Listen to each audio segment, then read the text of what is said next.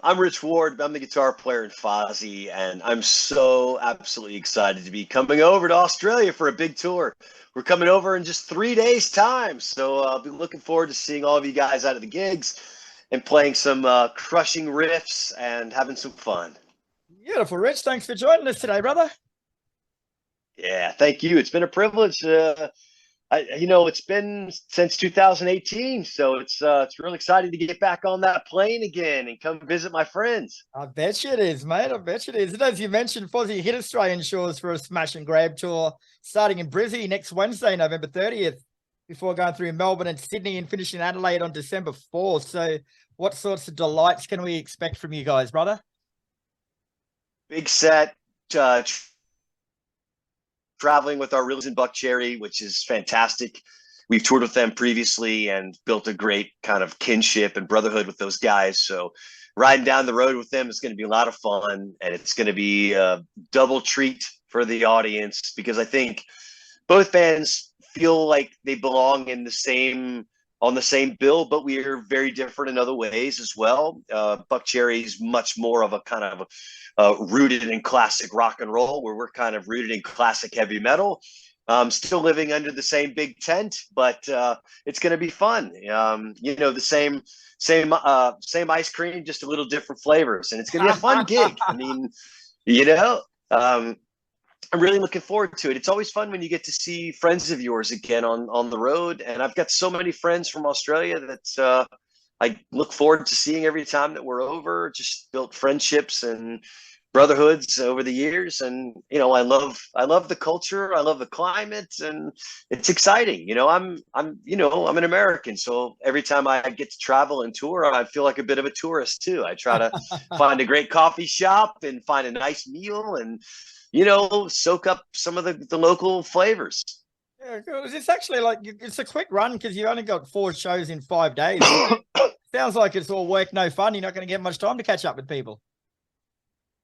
Well, if you sleep in till 3 p.m., then yes. But I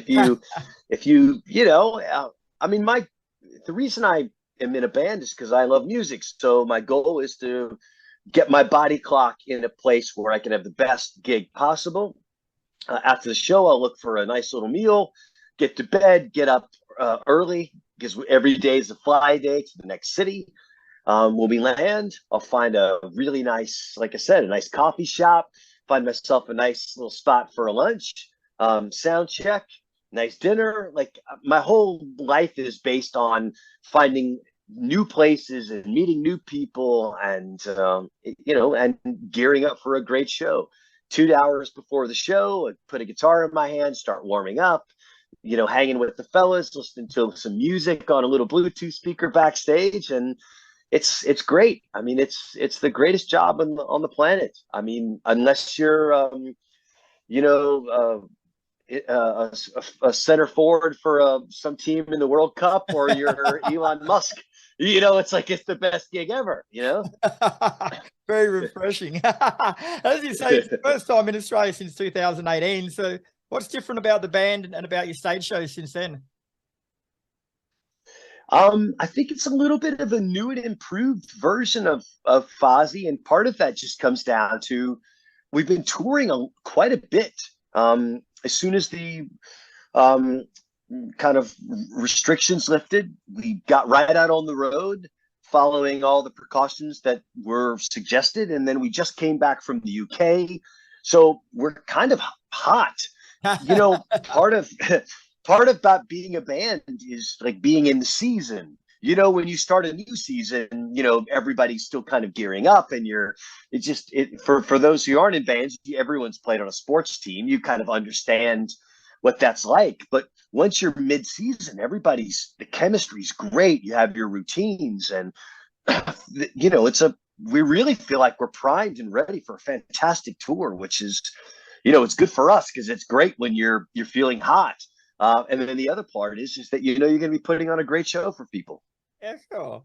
And you recently finished the Save the World tour in the US. So how come the Aussie tour isn't called by the same name? Like, have you already saved the world, or doesn't Australia need saving? You guys don't need saving. You guys are big boys. You can save yourselves. Yeah. I think part of it is too is that because we're touring with Buck Cherry, presumptuous and tell them that they had to fall under our tour name. You know, like, hey fellas, we're currently saving the world. Would you like to be under our moniker? Would you like to join us? Seemed a bit.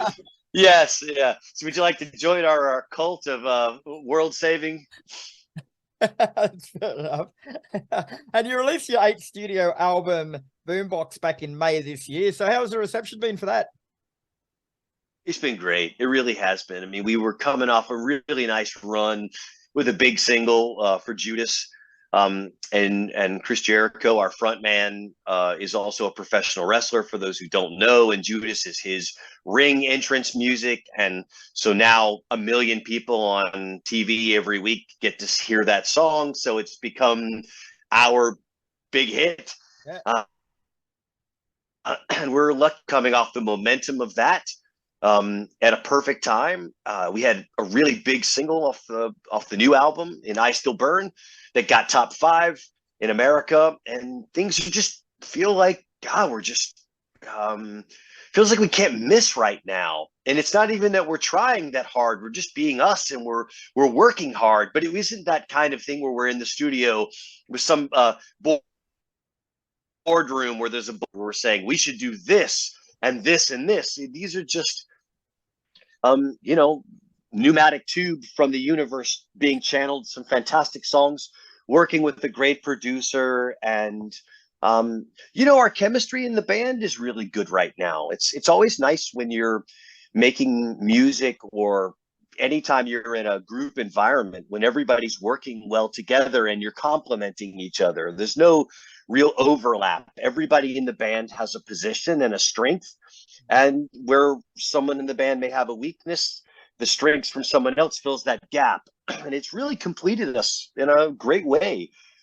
So we're just fortunate. I mean, this is not supposed to happen for bands like us who have been around for over 20 years. You're supposed to have your best albums early in your career, and then you're supposed to flail in the water and try to keep from drowning as you age gracefully into the far beyond. So we're in fantastic shape, and mentally and physically, and we're still passionate about what we do, and which is the most important thing. A lot of people can play guitar and sing. The question is, where's your heart? Yep. Is there still that fuel and that fire? And do you still love it when you get up on the stage? Or is it a job? Is it a place where you just going to show up to pay the bills? And for us, it's always been a passion. I mean, for those who know, our front man doesn't have to do this. He's a famous sports star. This is a real passion project for him. And he's partnered with us. And this band has been a band for almost 25 years. And I think we've gotten to that point where we've just kind of figured it out. We haven't figured out how to be the best band in the world, because that's Metallica. But we figured out how to be the best version of us, and that makes us happy, because no matter who you are, it's we're all going to have our strengths and limitations, and the key to this planet and this journey is to be the best version of yourself and put that best foot forward, and that's what we're doing right now. Yeah, and having fun doing it, having right? fun, brother. That's the main part. Yeah. So for the history buffs out there, mate, like Fozzy started back in 1999, so you were behind all of that. So what was the musical climate like back then that gave birth to the band, and where did you fit in? It was a weird time for Fozzy, because we started the band as a covers band, and the idea was really just to be kind of a fun side project for the guys in Stuck Mojo. That was my band at the time. And then Chris Jericho, who at the time was in the WWF. And it was supposed to be go out and play when we all had mutual time off, have fun, play Iron Maiden, Judas Priest, Scorpions, Ozzy Osbourne songs. It was great. It was a great gig. And then Johnny Zazula at Megaforce Records saw us and loved the idea of this band and thought, we have to make an album. This is going to be fantastic. And we made a covers album with a couple of originals. which was Jericho and I thought, hey, if we're going to make an album, let's put a couple of our own songs on there. But we covered some really classic tracks, and I thought it was a great album. But at that point, we were still like, I don't understand what the upside is. We're a covers band, and the big bands at the time were Nickelback and Creed, and it was like it was a weird climate to have a band that played Judas Priest covers. You know what I mean? It just in a time when Judas Priest wasn't at the top of their game either. Neither was Iron Maiden. These were weird times for heavy metal. Dio was playing clubs at the time, wow. So it was like it was just an odd time for us to proclaim we were going to be the biggest band on the planet. And what ended up happening was we had 2 successful records that did really good. And but Jericho approached me and said, I think we should do a fully original record for our 3rd album. I mean, you're a great songwriter, and I really would love to write more lyrics, and I think we can do this. And I said, well, we have to take it more seriously because we can't rely on, because we were, for those who didn't know about us back then, and we were kind of Steel Panther before there was Steel Panther. We were wearing costumes and we had fake names. And it was a little bit of, the music was serious, but the show had a sense of humor to it. And so we really had to do a real about face and really make a big change in our approach. And it was great for us because it gave us a new challenge. Stuck Mojo was no longer active, so it allowed Fozzy to become my priority musically and really pouring all of my time and energy into those albums. And it's been a great partnership because I'm a lifelong musician and touring artist and recording artist. And Jericho is one of the best entertainers in the history of entertainment. So we really complemented each other really well. We tapped into each other's strengths, made for a great partnership. And so ever since then, we've just really tried to best ourselves. Every album, push each other. We started actually 2 albums ago. We started working with a new producer. We were self-producing for years. Okay. So working with a new producer that helped to push us in a new way and open us up to new ideas. It's been great. I mean, the fact that we're in our 50s and still doing this at this level, and still feeling like we have more room to grow and more challenges left, is great. Yeah. So that sort of explains a lot then. Chris Jericho's quoted as saying, if Metallica and Black Sabbath had a love child, it would be Fozzy. So that's where all that comes from? Yeah, I think so. I mean, with a little bit of Van Halen and Kiss and thrown in there, I mean, there's a little AC/DC. Like, we really are a product of our heroes. I think because I was an early 90s, mid 90s guitar player with Stuck Mojo, I came up in the 80s, but my style was very influenced by early Pantera and Sepultura and some of these heavy groove bands of that era. And then somewhere meshing my influences from Van Halen and James Hetfield with, these fantastic guys like Dimebag Darrell and Zakk Wylde. It was a fantastic time for music and exploration because the 90s was really this open canvas of you could try anything. Yeah. It really was like the 70s. It was a great era of exploration. So I took those influences into Fozzy, and Jericho was a classic frontman a la David Lee Roth, Paul Stanley, very influenced by the great entertainers, which is why he's so successful in wrestling, because wrestling stole everything they know from rock and roll. It all came from the great frontman. Come on. Wrestling real, mate? Come on. Well, wrestling is real. It's just it's just entertainment. Yeah. It's the same way that David Lee Roth is real, or anybody else. It's when we walk on that stage or that platform, we're putting all of our there to put smiles on faces and make people go crazy. Hey, you seem like a pretty humble guy, mate. So how do you feel about this statement, this quote in the press release? It says, Rich Ford is one of the most versatile, talented riff machines and songwriters in rock and roll today. Like, it sounds pretty cool to me, but how does that sit with you? Well, I wouldn't say it, but I'm okay if other people do. You know, I listen. I've met a lot of my band. Stuck Mojo was very influential growing up because we were the right band at the right time. Um, we were just this kind of we were one of the first rap rock that happened, but we were a lot more metal than the Papa Roaches and those types of bands. And the fact that I grew up in the southeast of Atlanta, I had some southern roots, so I was borrowing from the music that I was hearing on the radio, ZZ Top and Leonard Skinner. So I had this kind of southern bluesy thing as well. And I always played in two guitar bands in my youth. So I always was in a band with a fantastic lead player. So I focused in on rhythm. So almost my entire youth, I was working on rhythm things because I always had a great lead player to lean on. So while a lot of other players were working on shredding, working on Eddie Rhodes or Eddie Van Halen, I was working on being a riff guy and learning how to. I was working on my tone. I was working on painting pictures with my guitar as opposed to the technical side. And what I didn't realize was that I was excelling at some things that other guitar players weren't because I had kind of ignored a big chunk of guitar playing, which was playing. And it wasn't until I was in your 20 that I even started working on becoming a lead.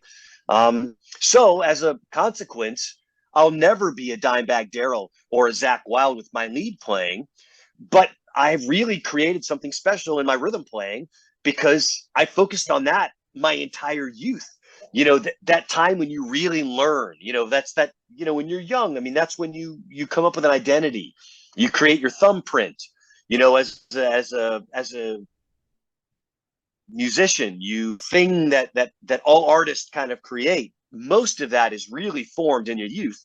And so, yeah, it wasn't intentional, just this accident. I practiced a lot. I was a nerd. I didn't have a lot of girlfriends growing up. I played Dungeons and Dragons. You know, like I was a Star Wars nerd. Like I was a quintessential heavy metal geek. You know, Ronnie James Dio posters on my wall, and I was the perfect guy to grow up to be a guitar player because I didn't have a lot of distractions. You know, I didn't have like a group of friends that hung out on Friday night. I just played guitar, and the friends I did have, we used to jam together on Friday night. We'd get together at somebody's house and play. And consequently, I was only good at one thing ever, and that was just playing guitar. Yeah, and thank God it worked out because I'd be in big trouble if it didn't. you can't play Dungeons and I'd be Dragons. Yeah, who's going to pay me to play that? Yeah, I mean, I literally have zero other skills. I'd be the worst plumber. Like, I don't like getting my hands dirty. I'd be terrible at a proper job. You'd be a good public speaker, mate. You go all right with that.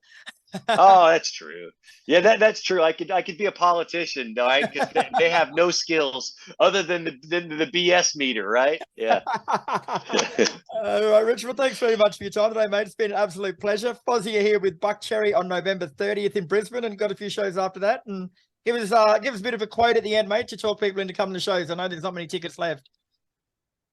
Well, I mean, we don't get to come over that often, so I'd love to personally give hugs and kisses to everybody who shows up just to say thanks. I mean, it's going to be a fantastic show. I mean, if you've never seen Fozzy before, the atmosphere of the Fozzy show is fantastic. If you're a wrestling fan, then you're coming to see Chris Jericho. If you're a rock and roll fan, the riffs will be aplenty, and it's going to be a fantastic atmosphere and a great gig. So, and like I said, I'm coming with my arms wide open and just so excited to be there. And I want to be your best friend. So I hope to see everybody there. That's shit. So I'll take it. If anyone wants to claim those hugs and kisses, just go to the closest coffee shop and they'll find you there. I'll be just yes, the closest coffee shop. And then if there's any place local that has a nice Thai curry, I'll be there as well for dinner. Beautiful, Rich. All right, mate. Thanks for your time, mate. I'll be at the Brisbane show, so hopefully we catch up. I would love to, Chris. Thanks for your time, brother. It's nice to talk to you. Thank you so much.